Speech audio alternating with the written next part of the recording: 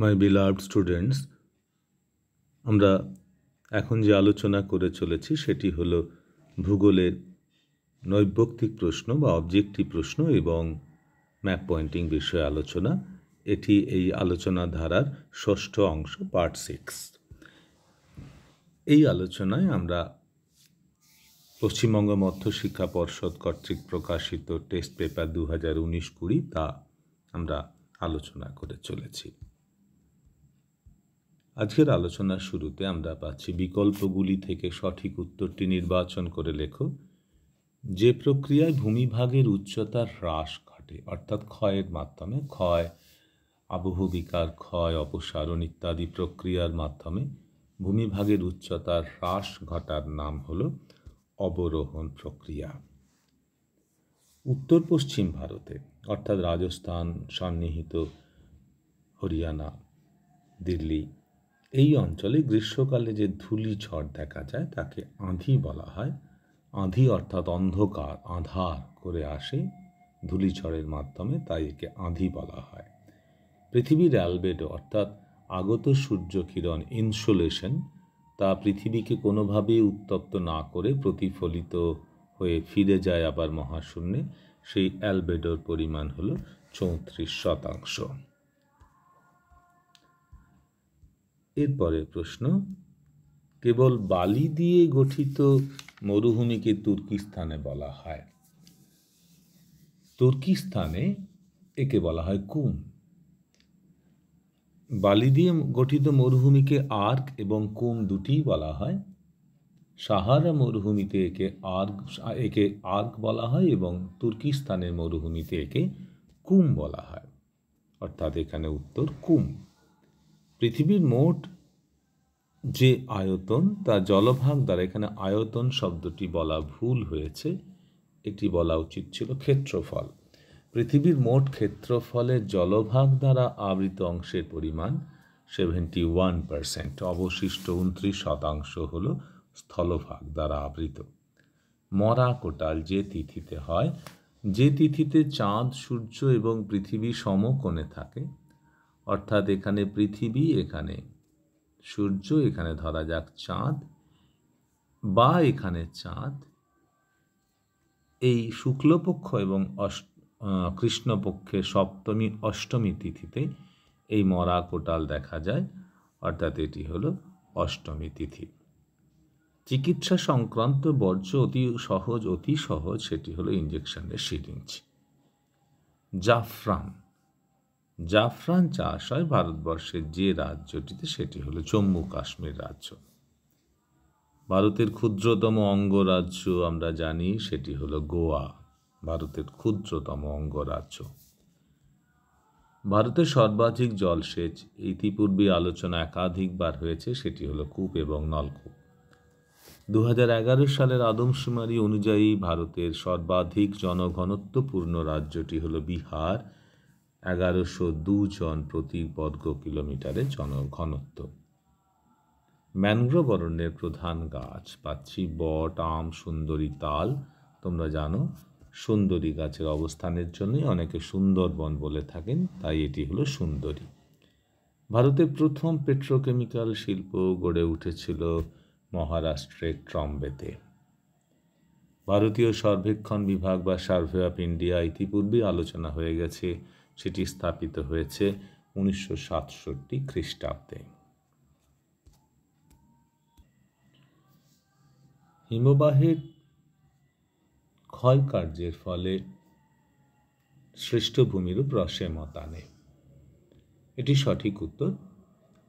হিমবাহের ক্ষয়কার্যের ফলে আমরা জানি যে কোনো অবশিষ্ট পাহাড় বা পাথর, সেটি হিমবাহ যেদিক থেকে আসে সেদিকটি অবঘর্ষ প্রক্রিয়ায় মসৃণ হয় এই অংশটি, আর যেদিকে হিমবাহ যায় সেদিকে উৎপাটন প্রক্রিয়ার ফলে এটি অমসৃণ হয়, একে হ্রস্বে মতানে বলা হয়, অর্থাৎ এটি হলো একটি সঠিক উত্তর।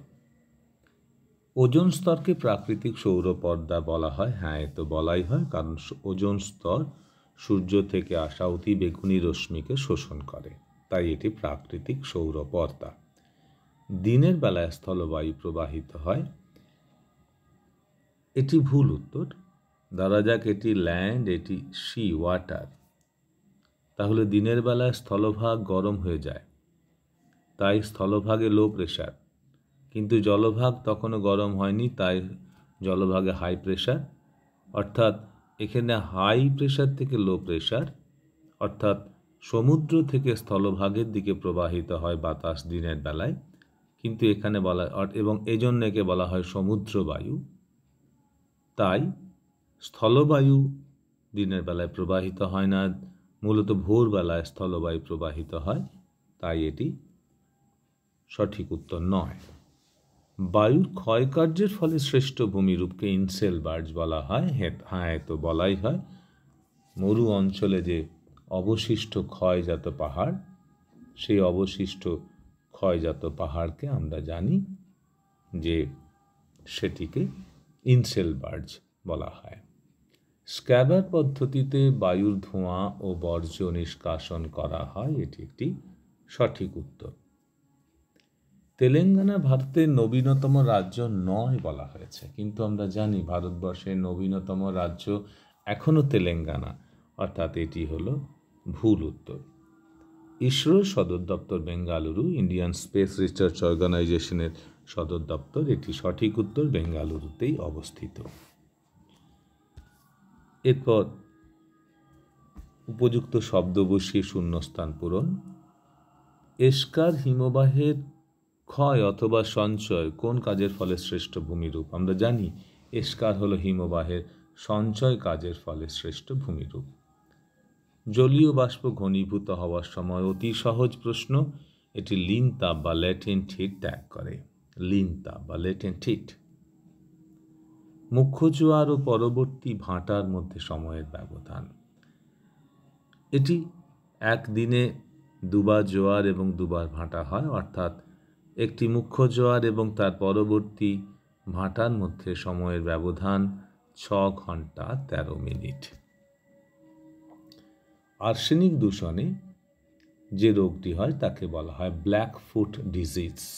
পায়ের পাতা কালো হয়ে যায়, তাই এটি ব্ল্যাক ফুট ডিজিজ। পাঞ্জাবের প্লাবনভূমি কি নামে পরিচিত? একে বলা হয় বেট।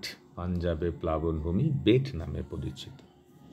ভারতের কার্পাস গবেষণাগার অনেকবার আলোচনা করলাম, মহারাষ্ট্রের নাগপুর। উপগ্রহ চিত্রের ক্ষুদ্রতম একক ইতিপূর্বে আলোচনা হয়েছে, এটি হলো পিক্সেল। এরপর 2-1 কথায় উত্তর দাও। ভারতের বৃহত্তম হিমবাহ জম্মু কাশ্মীর রাজ্যে কারাকোরাম পর্বতমালা সিয়াচেন হিমবাহ ভারতবর্ষের বৃহত্তম হিমবাহ। বায়ুর আর্দ্রতা পরিমাপ করার যন্ত্রের নাম হাইগ্রোমিটার। হাইগ্রোমিটার যন্ত্রের সাহায্যে আপেক্ষিক আর্দ্রতা নির্ণয় করা হয়। দুটি মুখ্য জোয়ারের মধ্যে সময়ের ব্যবধান অতি অবশ্যই 24 ঘন্টা 52 মিনিট। দুটি গৌণ জোয়ারের মধ্যেও সময়ের ব্যবধান সেই 24 ঘন্টা 52 মিনিট। বৃষ্টির জল সংরক্ষণের ক্ষেত্রে ভারতের কোন রাজ্য প্রথম? রাজ্যটির নাম হলো তামিলনাড়ু। গঙ্গার ডান তীরে বিখ্যাত উপনদী হলো যমুনা। এছাড়াও সোন নদী গঙ্গার ডান তীরের উপনদী। এমনকি আমাদের শহরের পাশ দিয়ে বয়ে যাওয়া দামোদর নদী, এটিও গঙ্গার একটি ডান তীরের উপনদী। GIS এর পুরো নাম জিওগ্রাফিক্যাল ইনফরমেশন সিস্টেম। ভারতের কেন্দ্রীয় ধান গবেষণাগার উড়িষ্যার কটক শহরে অবস্থিত। কাঁচামাল ও উৎপাদিত দ্রব্যের ওজনগত অনুপাতকে কি বলে? একে বলা হয় পণ্য সূচক বা মেটেরিয়াল ইন্ডেক্স বা MI। অর্থাৎ MI ইকুয়াল টু কোনো কারখানায় ব্যবহৃত কাঁচামালের ভর বা র মেটেরিয়াল ভর এবং ওই কাঁচামাল থেকে পাওয়া শিল্পজাত প্রোডাক্ট, ইন্ডাস্ট্রিয়াল প্রোডাক্ট, শিল্পজাত পণ্য, এই কাঁচামালের ভর ও শিল্পজাত ভরের অনুপাতকে বলা হয় মেটেরিয়াল ইন্ডেক্স বা MI বা পণ্য সূচক।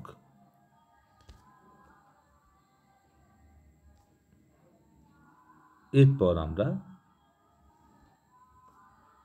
চলে আসি ডান দিকের সঙ্গে বাম দিক মিলিয়ে দেখায়। আমেদাবাদ, আমরা জানি আমেদাবাদকে বলা হয় ভারতবর্ষের ম্যানচেস্টার। অপরদিকে চিল্কা, লৌহ ইস্পাত কেন্দ্র, উত্তর ভারতের ম্যানচেস্টার বঙ্গোপসাগর। এদের মধ্যে আমরা জানি চিল্কা বঙ্গোপসাগরে অবস্থিত, বঙ্গোপসাগরের তীরবর্তী লেগুন। কানপুর, কার্পাস বয়ন শিল্পের জন্য বিখ্যাত এই কানপুরকে বলা হয় উত্তর ভারতের ম্যানচেস্টার। বিশাখাপত্তনম ভারতবর্ষে বিখ্যাত বন্দর কেন্দ্রিক লৌহ ইস্পাত কেন্দ্র। অর্থাৎ আমেদাবাদ ভারতের ম্যানচেস্টার, চিল্কা বঙ্গোপসাগর, কানপুর উত্তর ভারতের ম্যানচেস্টার এবং বিশাখাপত্তনম লৌহ ইস্পাত শিল্প। এরপরে আমাদের ম্যাপ পয়েন্টিং বিষয়ে আলোচনা। সাতপুরা পর্বত, তাপ্তি নদী, উত্তর পূর্ব ভারতের বৃষ্টিচ্ছায় অঞ্চল লোকটাক হ্রদ। সাতপুরা পর্বত, তাপ্তি নদী, উত্তর পূর্ব ভারতের বৃষ্টিচ্ছায় অঞ্চল এবং লোকটাক হ্রদ। ভারতবর্ষের মানচিত্রে দেখে নেওয়া যাক। সাতপুরা পর্বতমালার অবস্থান হলো, এই হলো সাতপুরা পর্বতমালার অবস্থান। তার দক্ষিণে এটি হলো তাপ্তি নদী, পশ্চিম বাহিনী নদী, এবং তারও দক্ষিণে অজন্তা পাহাড়। অর্থাৎ সাতপুরা এবং অজন্তা পাহাড়ের মধ্যবর্তী গ্রস্ত উপত্যকার মধ্য দিয়ে প্রবাহিত হয়েছে তাপ্তি নদী। এরপর উত্তর পূর্ব ভারতের বৃষ্টিচ্ছায় অঞ্চল। এখানে যে মেঘালয় রাজ্য, এটি সমগ্র মেঘালয় রাজ্য। সেই মেঘালয় রাজ্যের দক্ষিণ দিক থেকে আসে মৌসুমি বায়ু। এখানে মেঘালয়ের উচ্চতম অঞ্চল জলবিভাজিকা, তাই মেঘালয়ের উত্তর দিকে এই যে অংশ, এই অংশটি হল মেঘালয়ের বৃষ্টিচ্ছায় অর্থাৎ উত্তর পূর্ব ভারতের বৃষ্টিচ্ছায় অঞ্চল।